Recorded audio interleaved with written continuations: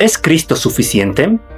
Desde los primeros siglos del cristianismo, la Iglesia ha enfrentado una tentación constante: añadir algo a Cristo, añadir ritos, añadir filosofías, añadir experiencias especiales, añadir reglas, añadir requisitos. La pregunta que subyace en el fondo es siempre la misma: ¿es Cristo suficiente?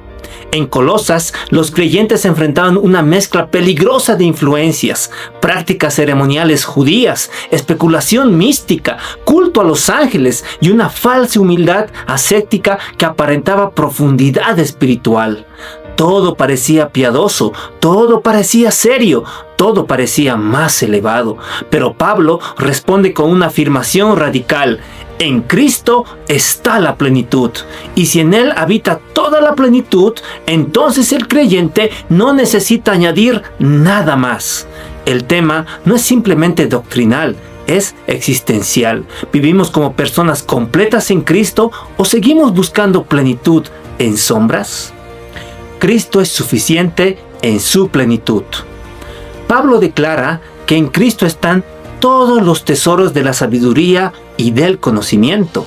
No algunos, no la mayoría, todos. La iglesia de Colosas estaba siendo seducida por filosofías que prometían niveles más altos de conocimiento, pero el apóstol deja claro que la sabiduría divina no está fragmentada ni distribuida en sistemas paralelos, está concentrada en una sola persona, y añade: de la manera que habéis recibido el Señor Jesucristo, andad en Él, arraigados y sobreedificados en Él. Recibieron a Cristo por fe, debían continuar en Él por fe. La metáfora es poderosa: arraigados como árbol profundo, sobreedificados como edificio firme. La estabilidad espiritual no depende de experiencias extraordinarias, sino de profundidad en Cristo. Una raíz invisible sostiene todo lo visible. El peligro estaba en ser llevados cautivos por medio de filosofías y huecas sutilezas. La palabra cautivos implica ser arrastrados como botín de guerra. No era una simple diferencia de opinión, era una captura espiritual. El creyente completo no busca identidad en sistemas humanos, ni en prácticas que prometen superioridad espiritual.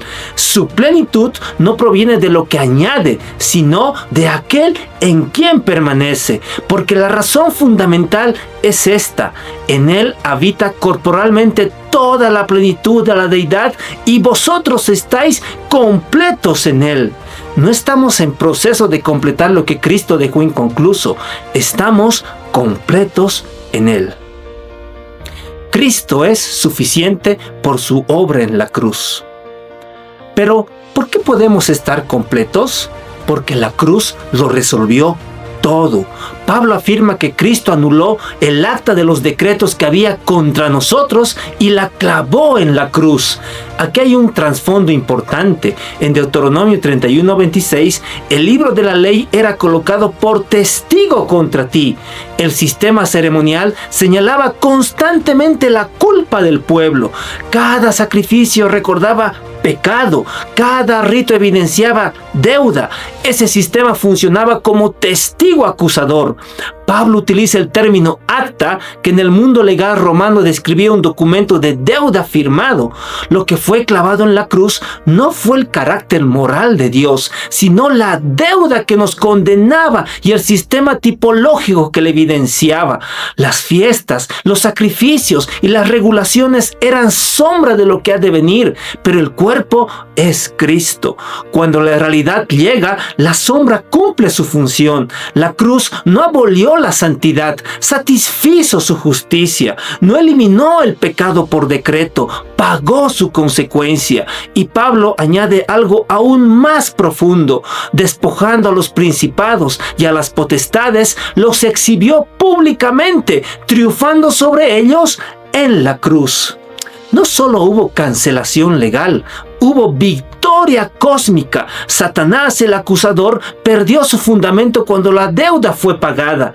La cruz no fue derrota, fue triunfo. Ellen G. de White expresa que Cristo cargó con la culpa del pecado y sufrió el castigo que correspondía al transgresor.